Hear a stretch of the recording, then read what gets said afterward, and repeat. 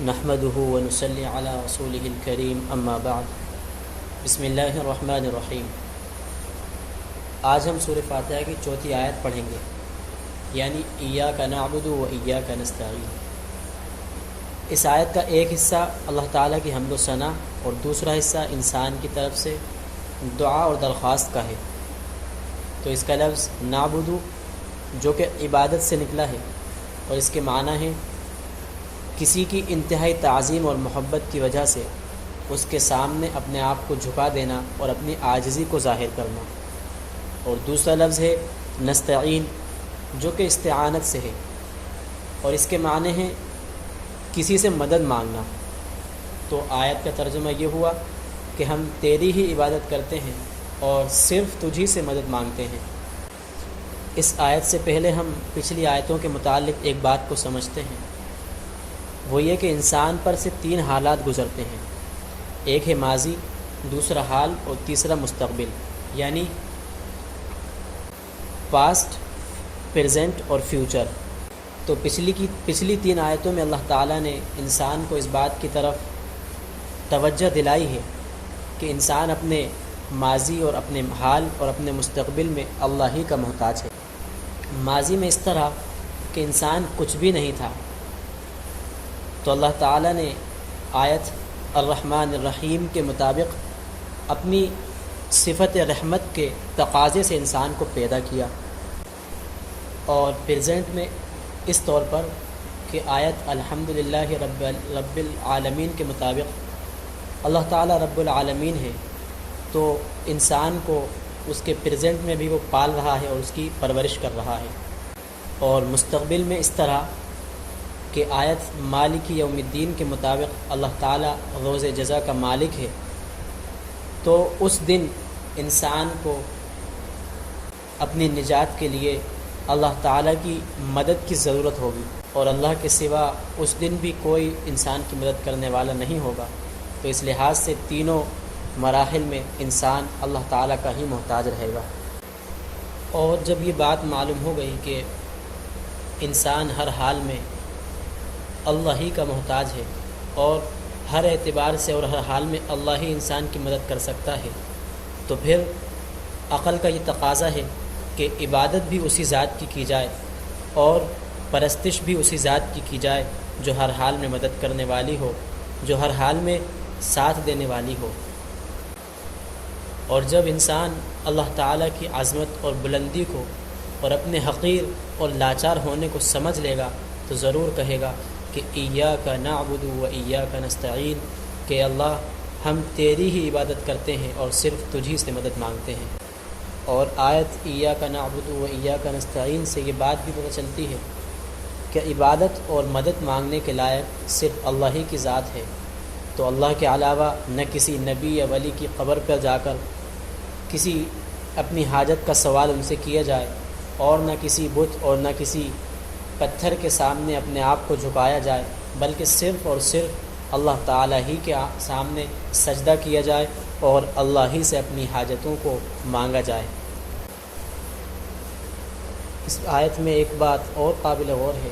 کہ اس آیت میں کہا گیا کہ ہم تجھی سے مدد مانگتے ہیں، لیکن اس میں مدد کس بات کی مانگتے ہیں اس بات کو ذکر نہیں کیا، جس کے معنی یہ ہوئے کہ ہر چیز جو انسان مانگے وہ دینی ہو یا دنیاوی ہو، ہر مقصد کے لیے، جس مقصد کے لیے وہ مانگ رہا ہے، وہ ہر مقصد اس میں داخل ہوگا، اور اللہ تعالیٰ ہی ہر مقصد کو اور ہر مانگ کو اور ہر سوال کو پورا کرنے والا ہے۔ اور اللہ تعالیٰ کے ساتھ کسی کو شریک نہ کرنے میں یہ بھی داخل ہے کہ جیسی محبت اللہ تعالیٰ سے ہونی چاہیے ویسی محبت اللہ کے علاوہ کسی سے نہ ہو، اور جیسا خوف اللہ کا ہو ویسا خوف کسی کا نہ ہو، اور جیسی امید اللہ تعالیٰ سے ہو اس طرح کی امید کسی اور سے نہ ہو، اور نہ اللہ کے علاوہ کسی پر اتنا بھروسہ ہو کہ جتنا اللہ پر ہے، اور نہ اللہ تعالیٰ کی اطاعت اور اللہ تعالیٰ کی خدمت اور اللہ تعالیٰ کے حکم کو اتنا ضروری سمجھے کہ جتنا کسی دوسرے کے حکم کو سمجھتا ہو۔ یعنی اللہ تعالیٰ ہی کے حکم کو سب سے اوپر رکھے اور دنیا والوں کے حکموں کو آگے پیچھے رکھے، اور اللہ کے علاوہ کسی کے سامنے اپنی مکمل عاجزی اور اپنی ذلت کو ظاہر نہ کرے، یعنی نہ کسی کے سامنے سجدہ کرے اور نہ کسی کے سامنے رکوع کرے۔ اب یہ 4 آیتیں مکمل ہیں۔ اب 3 آیتیں جو بچی ہیں، یہ بتایا گیا تھا کہ یہ 3 آیتیں انسان کی طرف سے دعا و درخواست کے متعلق ہیں۔ اہدنا الصراط المستقیم صراط الذین انعمت علیہم غیر المغضوب علیہم ولا الضالین، جن کا ترجمہ یہ ہے کہ اے اللہ ہم کو سیدھا راستہ دکھا، ان لوگوں کا راستہ جن پر تو نے انعام فرمایا، نہ کہ ان لوگوں کا راستہ جن پر تیرا غضب ہوا ہو، اور نہ کہ ان کا کہ جو لوگ گمراہ ہو گئے ہوں۔ اب ہم ان آیتوں کو سمجھتے ہیں۔ سب سے پہلے یہ کہ پہلی آیت میں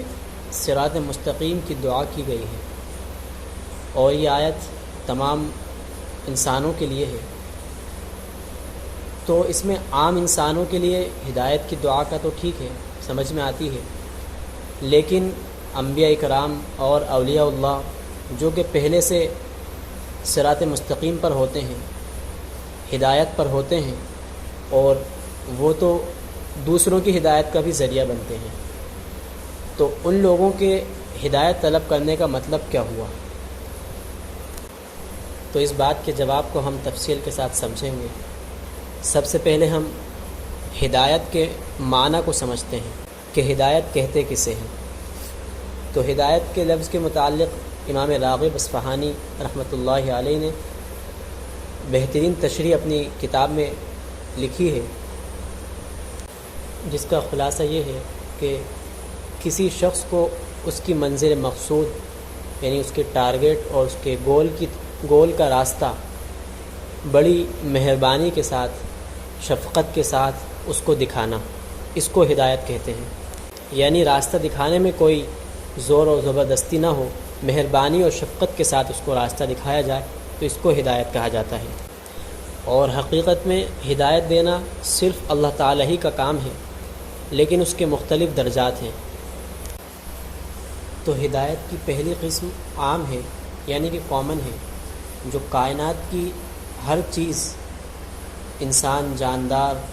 بے جان، پہاڑ، فرشتے، ہر چیز کو شامل ہے۔ انسان جو ہے کائنات کے وہ ذرے ذرے کو شامل ہے، ہدایت کی پہلی قسم۔ یہاں پر ایک خیال دماغ میں آ سکتا ہے کہ جانداروں کے لیے ہدایت تو ٹھیک ہے، لیکن بے جانوں کے لیے ہدایت کیا ہوئی؟ تو اس متعلق قرآن پاک کی تعلیمات سے یہ بات واضح ہے کہ کائنات کا ذرہ ذرہ، کائنات کی ہر چیز اپنے موافق احساسات اور اپنی عقل و شعور رکھتی ہے۔ تو جس کے احساسات اور عقل و شعور کو ہم سمجھتے ہیں، ہم انہیں جاندار سمجھتے ہیں، اور جس کو ہم نہیں سمجھ پاتے ہم انہیں بے جان کہتے ہیں۔ لیکن قرآن پاک نے اس کے متعلق ارشاد فرمایا ہے کہ قرآن پاک کی آیت ہے وَإِن مِّن شَيْءٍ إِلَّا يُسَبِّحُ بِحَمْدِهِ وَلَٰكِن لَّا تَفْقَهُونَ تَسْبِيحَهُمْ۔ ترجمہ، یعنی کوئی چیز ایسی نہیں جو تعریف کے ساتھ اللہ تعالیٰ کی پاکی بیان کرتی ہو، یعنی یہ سب چیزیں اللہ تعالیٰ کی پاکی بیان کرتی ہیں، لیکن تم ان کی پاکی بیان کرنے کو سمجھتے نہیں ہو۔ اور اس کے علاوہ بھی کئی آیات ہیں جن آیات سے یہ بات پتہ چلتی ہے کہ کائنات کی ہر چیز کی اپنی ایک زندگی ہے۔ تو اس کو سمجھ کر اب ہم ہدایت کے اس پہلے درجے پر واپس آتے ہیں کہ جو ہدایت کائنات کی ہر چیز اور ہر ذرے کے لیے ہے، جس کے بارے میں قرآن پاک میں ارشاد ہے سبح اسم ربک الاعلی الذی خلق فسوی والذی قدر فہدی، یعنی